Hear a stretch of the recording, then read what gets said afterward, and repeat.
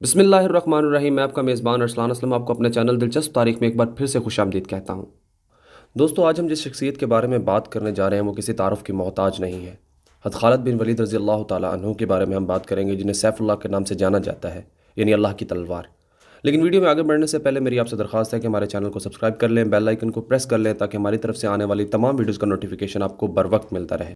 دوستو، مکہ کے ایک ایسے گھرانے میں آنکھ کھولنے والا بچہ جو اپنی دولت، سخاوت اور فہم و فراست کے حوالے سے جانا جاتا تھا، اس بچے کے والد ولید کا شمار مکہ کے ممتاز افراد میں ہوتا تھا. وہ مکہ سے طائف تک پھیلے ہوئے بے شمار باغات کے مالک تھے. اہل مکہ انہیں العدل اور الوحید کے القابات سے پکارتے تھے. دوستو، وہ عرب کا پہلا شخص تھا جس نے چوری کی سزا میں ہاتھ کاٹنے کی تجویز پیش کی، جو بعد ازاں اسلامی نظام میں بھی شامل ہوئی. فوجی مہارت میں بھی ولید کا جواب نہ تھا. یوں اس بچے کو دولت اور مذکورہ خوبیوں کا سرمایہ ورثے میں ملا. بچے نے بڑے شاہانہ انداز میں پرورش پائی. اس کے باوجود اسے مردانہ کھیلوں اور فنون و حرب و ضرب سیکھنے کا جنون تھا. اس نے گھڑ سواری، شمشیر زنی اور تیر اندازی بچپن میں ہی سیکھ لی تھی. کشتی اور نیزہ بازی میں بھی اس کا کوئی ثانی نہ تھا. لوگ اسے میدان کا جادوگر کہتے تھے. ان خداداد صلاحیتوں کے مالک کا نام خالد رضی اللہ تعالیٰ عنہ بن ولید تھا. میدان کھیل کا ہو یا جنگ کا، آپ رضی اللہ تعالیٰ عنہ اپنی ذہانت اور مہارت سے پانسا اپنے حق میں پلٹنے کے ماہر تھے. دوستو، حضرت خالد بن ولید رضی اللہ تعالیٰ عنہ نے کشتی میں مکہ کے بڑے نامور پہلوانوں کو پچھاڑا. ایک بار مکہ میں کشتی کے مقابلے ہو رہے تھے. حضرت عمر فاروق رضی اللہ تعالیٰ عنہ، جن کا شمار شہر کے نامور کشتی لڑنے والوں میں ہوتا تھا، آپ رضی اللہ تعالیٰ عنہ کے مقابل تھے. دونوں ایک دوسرے کو پچھاڑنے کی بھرپور کوشش کر رہے تھے.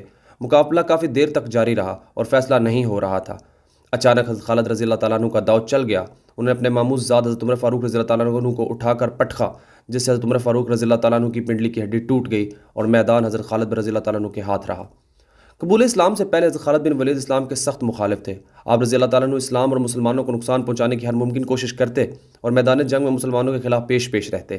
جنگ احد میں فتح یاب مسلمانوں کو شدید نقصان پہنچانے والے حضرت خالد بن ولید رضی اللہ تعالیٰ عنہ ہی تھے.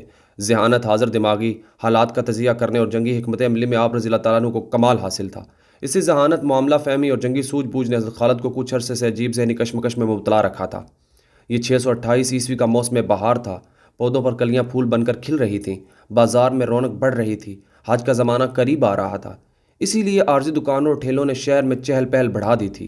لیکن عجیب بات تھی کہ اس بار بنی مخزوم کا شہزادہ خالد رضی اللہ تعالیٰ عنہ کچھ اداس اور کھویا تھا. وہ شہر میں منعقد ہونے والے جسمانی اور جنگی کھیل تماشوں کے مقابلوں سے بالکل لا تعلق تھا، جن میں وہ ہمیشہ بڑھ چڑھ کر حصہ لیتا تھا. اس کی سوچ کا محور اسلام کی ہر روز بڑھتی ہوئی طاقت تھی.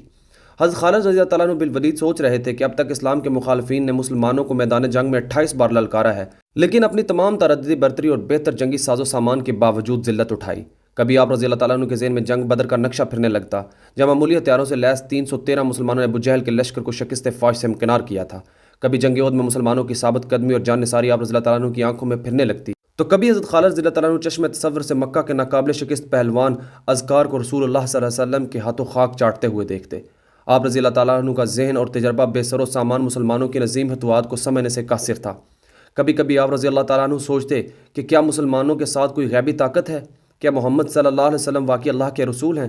اسی کشمکش میں کئی ماہ گزر گئے. صلح حدیبیہ کو 1 برس بیت چکا تھا. معاہدہ کے مطابق رسول اللہ صلی اللہ علیہ وسلم اپنے جانثاروں کے ساتھ عمرہ کے لیے مکہ میں داخل ہوئے. حضرت خالد رضی اللہ تعالیٰ عنہ بن ولید الجے ذہن کے ساتھ مکہ سے نکل گئے تاکہ وہ شہر میں مسلمانوں کے داخلے کا منظر نہ دیکھ سکیں. مکہ میں 3 روز قیام کے دوران نبی کریم صلی اللہ علیہ وسلم نے خالد رضی اللہ تعالیٰ عنہ بن ولید کے بھائی ولید سے فرمایا، افسوس خالد میرے پاس نہیں آیا. اگر وہ آتا تو ہم اس کا پرتپا خیر مقدم کرتے. خالد جیسے شخص کو اسلام سے دور نہیں رہنا چاہیے.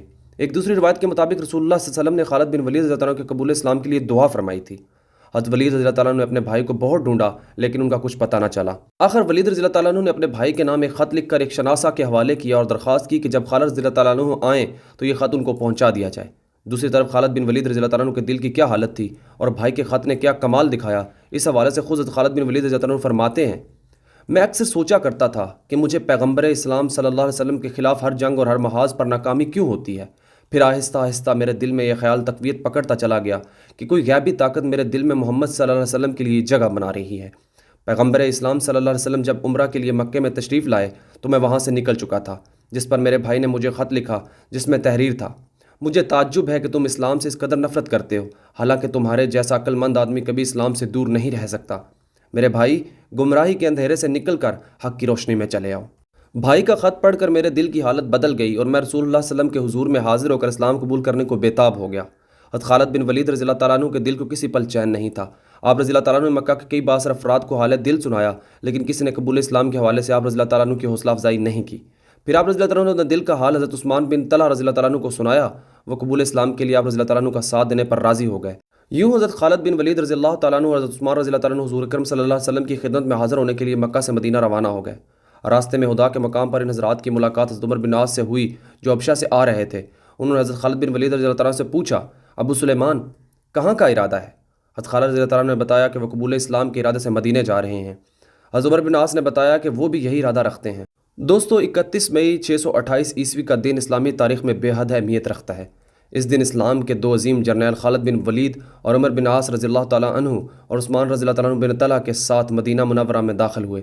سب سے آگے حضرت خالد بن ولید رضی اللہ تعالیٰ عنہ، ان کے پیچھے عمر بن عاص رضی اللہ تعالیٰ عنہ اور ان کے بعد حضرت عثمان بن طلحہ رضی اللہ تعالیٰ عنہ تھے۔ حضور کریم صلی اللہ علیہ وسلم نے انہیں دور سے آتے دیکھا تو تبسم فرمایا اور اس وقت تک مسکراتے رہے جب تک یہ تینوں حضرات آپ علیہ الصلوۃ والسلام کے پاس نہیں پہنچ گئے۔ انہوں نے آ کر خدمت اقدس میں سلام عرض کیا اور کلمہ پڑھ کر مسلمان ہو گئے۔ دوستو، صلح حدیبیہ کے بعد رسول اللہ صلی اللہ علیہ وسلم نے دعوت و تبلیغ کا دائرہ عرب کے دور دراز علاقوں اور دیگر ممالک تک بڑھانے کا فیصلہ کیا۔ چنانچہ رسول کریم صلی اللہ علیہ وسلم نے کئی صحابہ کرام کو اسلام کے دعوت نامے دے کر غیر مسلم عرب رئیسوں اور پڑوسی بادشاہوں کی طرف روانہ فرمایا۔ دوستو، معطا کے مقام پر مشرکین کے خلاف ہونے والی جنگ میں حضور اکرم صلی اللہ علیہ وسلم نے اللہ کے حضور حضرت خالد بن ولید رضی اللہ تعالیٰ عنہ کے لیے دعا کی، اے اللہ، خالد تیری تلوار ہے، اسے ہمیشہ فاتح رکھنا۔ دوستو، یہی وہ معرکہ حق و باطل تھا جس میں حضرت خالد رضی اللہ تعالیٰ عنہ اپنی بے مثال شجاعت، حیران کن جنگی حکمت عملی اور قیامت خیز تلوار بازی کے باعث رسول اللہ صلی اللہ علیہ وسلم سے سیف اللہ کا لقب پایا۔ مکہ کے گرد و نواح میں بہت سے بت کدے تھے، جن میں سے سب سے بڑا بت عزا کا تھا۔ عزا کو مشرکین طاقت اور خوشحالی کی دیوی جانتے تھے۔ مشرکین پتھر کی اس لاچار دیوی کے حضور طاقت کے حصول اور مالی آسودگی کے حاصل کرنے کے لیے چڑھاوے چڑھاتے اور گڑ گڑاتے تھے۔ عزا کا بت وادی نخلا کے ایک معبد میں رکھا تھا جو مکہ سے 10 میل دور بستان عامر کے باغ میں واقع تھا۔ اس معبد کا انتظام بنو شیبان کے سپرد تھا۔ رسول اللہ صلی اللہ علیہ وسلم نے عزا کا بت توڑنے کے لیے خالد بن ولید رضی اللہ تعالیٰ عنہ کو مقرر فرمایا۔ یوں آپ رضی اللہ تعالیٰ عنہ 30 فوجیوں کے ساتھ وادی نخلا کی طرف روانہ ہوئے۔ حضرت خالد رضی اللہ عنہ بن ولید 25 رمضان المبارک کو اس معبد میں داخل ہوئے اور سامنے چبوتے پر رکھا عزا کا بت ایک ہی وار میں زمین بوس کر دیا اور حضور اکرم صلی اللہ علیہ وسلم کی خدمت میں حاضر ہو کر خبر دی کہ عزا کو خاک میں ملا آیا ہوں۔ رسول اللہ صلی اللہ علیہ وسلم نے فرمایا، نہیں خالد، تم عزا تک نہیں پہنچ سکے، واپس جاؤ اور اصلی بت کو توڑو۔ دراصل مشرکین نے طاقت کی دیوی کی حفاظت کے لیے 2 بت بنا رکھے تھے، ایک اصلی اور دوسرا نقلی۔ حضرت خالد رضی اللہ تعالیٰ عنہ رسول اللہ صلی اللہ علیہ وسلم کا حکم پا کر فوراً واپس پلٹ آئے۔ آپ کو واپس آتے دیکھ کر معبد کا پروہت اداسیوں سمیت بھاگ گیا۔ جاتے جاتے وہ عزا کے گلے میں تلوار لٹکا گیا کہ طاقت کی دیوی خود ہی ولید رضی اللہ تعالیٰ عنہ سے نمٹ لے گی۔ حضرت خالد رضی اللہ تعالیٰ عنہ عزا کے اصلی بت کو توڑنے کے لیے آگے بڑھے تو ایک لڑکی نے بازو پھیلا کر آپ رضی اللہ تعالیٰ عنہ کا رستہ روک لیا۔ آپ رضی اللہ تعالیٰ عنہ نے پہلے وار میں اس کے سر کو تن سے جدا کر دیا اور دوسرے وار سے خوشحالی اور طاقت کی دیوی پاش پاش کر دی۔ فتح مکہ سے 15 روز بعد حضور اکرم صلی اللہ علیہ وسلم کو خبر ملی کہ بنو ثقف کا حکمران آس پاس کے ساتھیوں کے ساتھ مل کر مسلمانوں کے ساتھ فیصلہ کن جنگ کی تیاری میں مصروف ہے۔ آپ صلی اللہ علیہ وسلم 12,000 مجاہدین کے ساتھ اس خطرے سے نمٹنے کے لیے 27 جنوری 630 عیسوی کو مکہ سے روانہ ہوئے اور 31 جنوری کو حنین کے قریب ایک گہری وادی میں اتر گئے۔ مالک بن عوف نے مسلمانوں کی آمد کی خبر پا کر انتہائی چالاکی سے کام لیتے ہوئے اپنی فوج کو وادی کے پیچھو خم میں یوں چھپا دیا تھا کہ مسلمانوں کی اس کی کان خبر نہ ہوئی۔ 1 فروری 630 عیسوی کو اسلام فوج کا ہراول دستہ، جس کی قیادت خالد بن ولید رضی اللہ عنہ کر رہے تھے، گھات میں چھپے دشمن سے بے خبر وادی حنین کے تنگ درے میں داخل ہوا۔ طاق میں بیٹھے دشمن نے اس پر تیروں کی بارش کر دی۔ مسلمانوں کے لیے یہ حملہ قطعی غیر متوقع تھا۔ دوسری طرف مجاہدین کا دستہ جس راستے میں داخل ہو چکا تھا وہ بے حد تنگ تھا۔ مجاہدین پر کئی اطراف سے بے تحاشا تیر برس رہے تھے۔ مسلمانوں کو سنبھلنے کا موقع ہی نہ مل سکا۔ نتیجتاً ہر اول دستے میں بھگدڑ مچ گئی، گھوڑے بے قابو ہو کر الٹ پڑے۔ حضرت خالد رضی اللہ عنہ اپنے سپاہیوں کو پکار رہے تھے، لیکن ایسا شور اور افراتفری مچی تھی کہ کوئی آپ رضی اللہ عنہ کی آواز نہیں سن رہا تھا۔ ساتھ ہی آپ رضی اللہ عنہ چند ساتھیوں کی وجہ سے حملہ آوروں کو روکنے کی کوشش میں لگے ہوئے تھے۔ آپ رضی اللہ عنہ کی توجہ بٹی ہوئی تھی۔ دشمن نشانہ تاک کر آپ رضی اللہ عنہ پر تیر برسا رہے تھے۔ کئی تیر آپ رضی اللہ عنہ کے جسم میں اتر چکے تھے، لیکن آپ ڈٹے ہوئے تھے۔ آخر زیادہ خون بہہ جانے کے باعث آپ رضی اللہ عنہ بے ہوش ہو کر گھوڑے سے گر گئے۔ اسی دوران ہر اول دستے کے پیچھے آتا اسلامی لشکر بھی اس تنگ راستے میں داخل ہو کر گھات لگائے دشمن کے تیروں کی زد میں آ چکا تھا۔ اسلامی لشکر ابھی ناگہانی برستے تیروں سے نہ سنبھلا تھا کہ شکست کھا کر پسپا ہوتا راول دستہ اسی سے ٹکرا گیا۔ اسلامی لشکر میں شدید افراتفری پھیل گئی اور سپاہی ادھر ادھر بھاگنے لگے۔ اس وقت اگر کوئی میدان جنگ میں ثابت قدم تھا تو وہ رسول اللہ صلی اللہ علیہ وسلم اور ان کے چند جاں نثار صحاب رضی اللہ تعالیٰ عنہ تھے، جن میں حضرت ابوبکر صدیق رضی اللہ تعالیٰ عنہ، حضرت عمر رضی اللہ تعالیٰ عنہ، حضرت علی رضی اللہ تعالیٰ عنہ، حضرت عباس رضی اللہ تعالیٰ عنہ شامل تھے۔ اس وقت چند مسلمان سپاہی بھاگ رہے تھے اور دشمن کا تعاقب کر رہا تھا۔ اس نازک موقع پر حضرت علی رضی اللہ عنہ نے کمال جرأت سے کام لیتے ہوئے حملہ ور دستے کے سالار کو مار گرایا۔ کئی دوسرے صحابہ بھی پلٹ کر اس دستے پر ٹوٹ پڑے۔ زبردست جھڑپ کے بعد بنو ثقف کا یہ دستہ بھاگ کھڑا ہوا۔ اب جنگ کا پانسا پلٹنے لگا تھا۔ اسی دوران رسول اللہ صلی اللہ علیہ وسلم کی نگاہ درے میں پڑے زخموں سے چور بے ہوش خالد بن ولید رضی اللہ عنہ پر پڑی۔ آپ صلی اللہ علیہ وسلم ان کے پاس تشریف لے گئے اور ان کے جسم پر سر سے پاؤں تک پھونک ماری، جس پر حضرت خالد بن ولید رضی اللہ عنہ نے آنکھیں کھول دی۔ آپ صلی اللہ علیہ وسلم نے حضرت خالد بن ولید رضی اللہ عنہ کی آنکھوں میں آنکھیں ڈال کر فرمایا، خالد اٹھو، مسلمانوں کو تمہاری ضرورت ہے۔ خالد رضی اللہ عنہ فوراً اٹھ کھڑے ہوئے۔ آپ صلی اللہ علیہ وسلم کے حکم پر خالد بن ولید رضی اللہ عنہ کے جسم سے تیر نکال کر پٹی باندھ دی گئی۔ رسول اللہ صلی اللہ علیہ وسلم کے الفاظ نے خالد بن ولید کے جسم میں ایک نئی روح پھونک دی تھی۔ آپ اٹھ کھڑے ہوئے، تلوار سنبھالی اور گھوڑے پر سوار ہو کر دشمن پر ٹوٹ پڑے۔ جسم پر بے شمار زخم تھے، لیکن اس مرد میدان کا جذبہ آسمان کو چھو رہا تھا، اور ان کا گھوڑا سب سے آگے دشمنوں کی صفوں میں بجلی کی مانند دوڑ رہا تھا۔ دشمن خالد بن ولید رضی اللہ عنہ کے وار سے بچنے کے لیے چھپتے پھرتے تھے، لیکن انہیں کہیں امان نہ ملتی۔ آپ رضی اللہ عنہ کا لباس خون سے سرخ ہو رہا تھا، لیکن آپ رضی اللہ عنہ اس مہم میں دلیری و جواں مردی کی تاریخ اپنی تلوار سے یوں تحریر کر رہے تھے کہ دشمن حواس کھو رہا تھا۔ حریف قبائل کے کئی نامور سردار خالد رضی اللہ عنہ کے ہاتھوں مارے گئے۔